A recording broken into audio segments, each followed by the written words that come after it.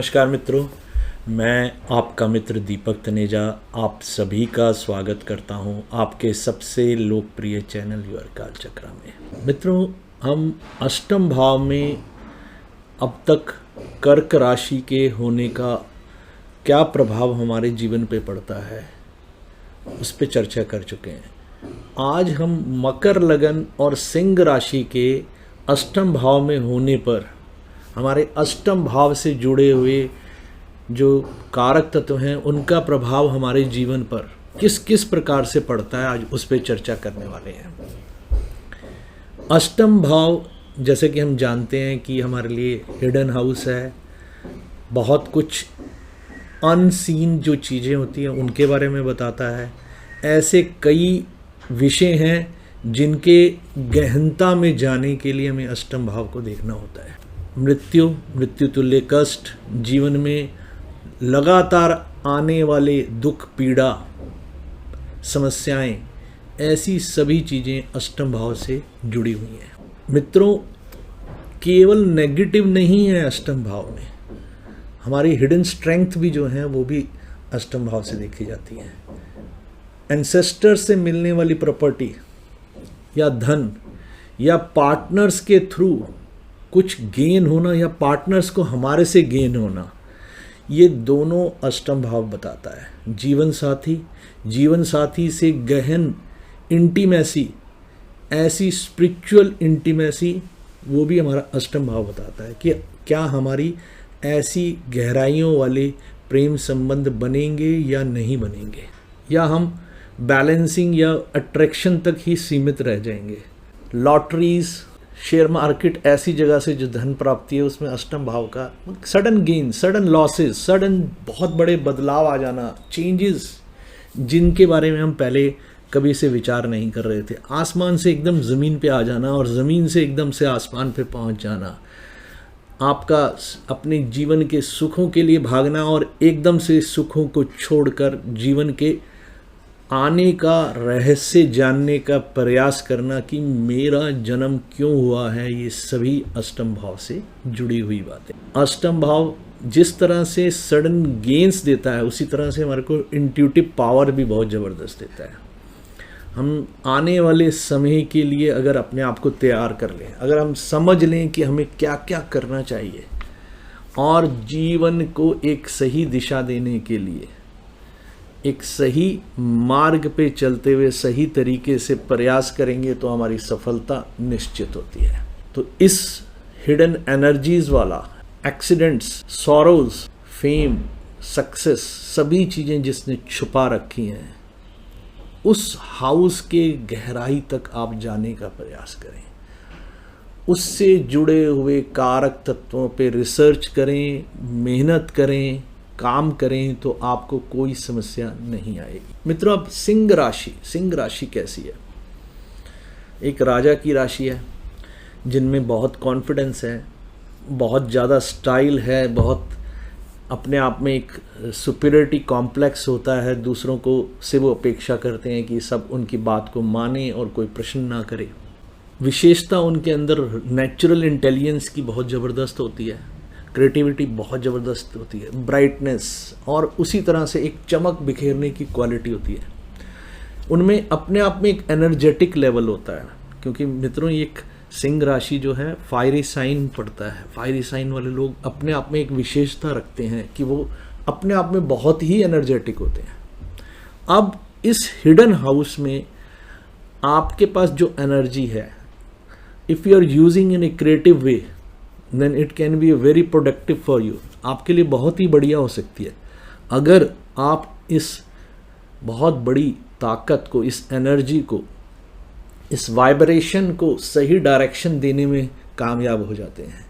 तो ये आपको एक जगह से दूसरी जगह ले जाने के लिए बहुत बढ़िया रोल प्ले कर सकता है। अगर ये आपका अपनी प्रशंसा करते जाना, अपने आत्ममुग्ध रहना और अपने लिए सबसे अपेक्षा करना कि कोई मेरी बात का विरोध नहीं करेगा, कोई भी मेरे विरुद्ध विचार तक नहीं व्यक्त करेगा और मेरे आगे कोई प्रश्न नहीं करेगा, क्योंकि मैं एक राजा हूँ तो आप महसूस करेंगे कि आपके आसपास के लोग आपसे छिटक कर दूर हो जाएंगे। कोई भी आपके पास आकर सहज नहीं रहेगा, असहज हो जाएगा और वो चाहेगा कि किसी तरह मैं अपने आप को इससे दूर कर लूं। और आपकी इस नेगेटिव एनर्जी के कारण से आपके आसपास लोग नहीं टिकेंगे। Once you hide your weaknesses in this hidden house, अगर आपने उन नेगेटिव चीज़ों को बरी कर दिया, दबा दिया, उनका अंत कर दिया, क्योंकि यहाँ पर आप कर सकते हैं, अपनी हर बुराई को ख़त्म कर सकते हैं, हर बुराई को ख़त्म करके आगे बढ़ सकते हैं।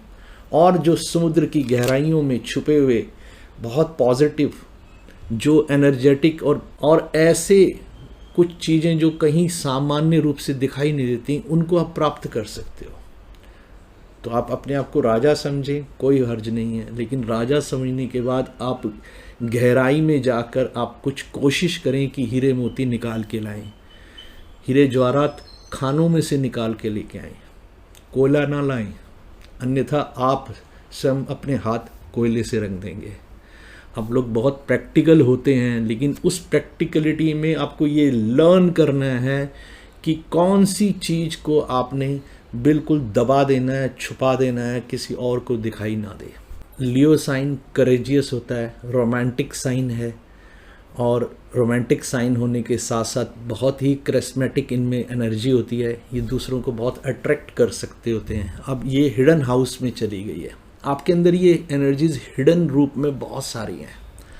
आपको ये समझना है कि इनका सही उपयोग कब, कहाँ और कितनी मात्रा में करना है। रोमांस जो है आत्मीय होना चाहिए। रोमांस शरीर के आकर्षण वाला अगर आप कर रहे हैं तो आपको खुद को बहुत तकलीफ होगी।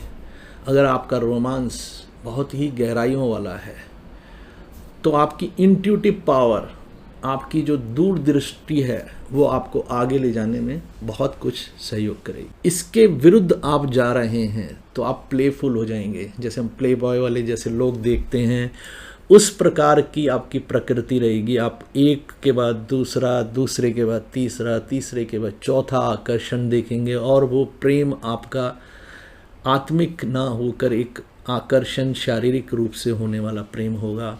वो किसी विषय के ऊपर भी हो सकता है, किसी व्यक्ति के ऊपर भी हो सकता है। किसी प्रेम का अर्थ केवल हम शारीरिक पुरुष और स्त्री के संबंध में ना लगाएं। संसारिक किसी भी चीज़ के लिए आपका आकर्षण प्रतिफल बदलता रहेगा। हर नई पल में एक नई चीज़ के लिए आकर्षण होगा और नई नई चीज़ें आपको आकर्षित करती जाएंगी और धीरे धीरे गहन पतन की तरफ आपको ले जाएंगे।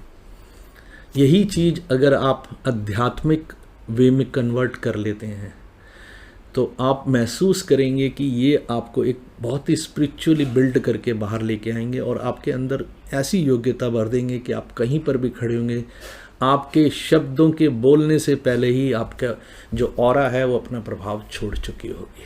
आपके अंदर जो क्रिएटिव एनर्जी है और स्पिरिचुअल जर्नी में इस क्रिएटिव एनर्जी को आप लगा दीजिए। आप जानिए कि ये ऑरास, ये चक्रास कहाँ से शुरू हो रहे हैं और उस चक्रास को शुरू करें और उनसे अपने को एकदम से ईश्वरीय तरफ ले जाने का प्रयास करें। धीरे धीरे धीरे धीरे आप स्वयं महसूस करेंगे कि आपकी ऑरा आपको उस जगह पे ले जाएगी जहाँ आपके सम्मुख कोई भी आएगा तो उसका भी विशेष लाभ हो जाएगा। सिंह राशि स्वभावतः ही अथॉरिटेटिव होती है और इंस्ट्रक्शंस देने की आदत होती है, प्रश्न करने की आदत होती है, उत्तर देना पसंद नहीं करते। तो वो चाहते हैं कि सामने कोई भी आए। स्टाइलिश, वेरी स्टाइलिश पीपल, दे लव बड़े एकदम यूनिक, कोई एकदम से रॉयल स्टाइल की जो चीज़ें होती है, खाना, बैठना, उठना, कपड़े पहनना, साधन संसाधन जितने भी हैं वो रॉयल लाइफस्टाइल केवल चाहिए होते हैं उन्हें। तो ऐसे में इन चीज़ों का ये साथ में ध्यान रखें, भूलें नहीं कि आप अपने आप को समय समय पर अपनी कुछ कमियों को आइडेंटिफाई करें। उन्हें इस घर में अगर आप बैठे हैं तो इन्हें बरी डाउन करें, इनको मिटा दें। यहाँ आपको मौका मिला है कि ये एक ऐसे राजा के रूप में बाहर निकल के आएँ जिस पे स्पिरिचुअल नॉलेज है, ना कि वो राजा जो अपनी इच्छाओं की पूर्ति के लिए, अपनी फीलिंग्स को पूरा करने के लिए, अपनी इमोशंस को पूरा करने के लिए आसपास की सभी चीज़ों को अपने अनुसार चाहता है, कहीं नहीं चाहता कि कोई उसके ऊपर प्रश्न करे। वो प्रश्न करे और सामने वाला उत्तर दे, उसे पसंद होता है। तो ये थोड़ा सा बदलाव लाएं। सिंह राशि अष्टम में आ गई है। आपको अपनी चीज़ों को, अपनी नेगेटिव्स को, अपनी कमियों को ख़त्म करना है, मिटाना है, बरी करना है, उनको ज़मीन के नीचे ले जाके दफन कर देना है। अगर आप ऐसा कर लेते हैं तो आप समझ लीजिए कि आप एकदम से सफल और बढ़िया व्यक्ति बन के बाहर आएंगे। समाज आपके आसपास खुद ही अपने आप आ जाएगा। आपकी प्रैक्टिकल अप्रोच टुवर्ड्स लाइफ बहुत सक्सेसफुल हो जाएगी और वो आपको एक बढ़िया तरीके से आगे ले जाएगी। बड़े करिस्मेटिक लोग होते हैं लियो वाले, और इनकी आउटगोइंग नेचर, एक्सप्रेशंस, डायनामिज्म, ये सब चीज़ें होती हैं। अब इनको आप एक एनर्जेटिक वे में बाहर निकालें, क्रिएटिव एंड पॉजिटिव एनर्जेटिक वे में बाहर निकालें, तो ये आपको अन्य लोगों से आगे ले जाकर खड़ा कर देगा। आप देखते हैं कुछ नेचुरल चीज़ें आपके अंदर पहले से ही हैं, हिडन हैं, जो दिख नहीं रही हैं, बट अगर उनको आप और सही रिफाइन तरीके से बाहर लाते हैं तो आपकी सक्सेस का लेवल डिफरेंट, एक्सेप्शनली डिफरेंट होगा। आप लोगों में बहुत अधिक मात्रा में एनर्जी है, आप लोगों में स्ट्रेंथ है, करेज है, आपकी intuition power, intuitive power exceptionally good होती है। मैं बहुत सारे लोगों के लिए बोलूँगा कि ये पर्टिकुलरली ये जो मकर लगन और सिंह राशि का जो कॉम्बिनेशन लगन और अष्टम का बन रहा है, इसमें एक चीज़ बड़ी विशेष है कि इन लोगों को कोई भी चीज़ करने से पहले पता होता है कि क्या आगे चल के क्या रिजल्ट्स आएंगे।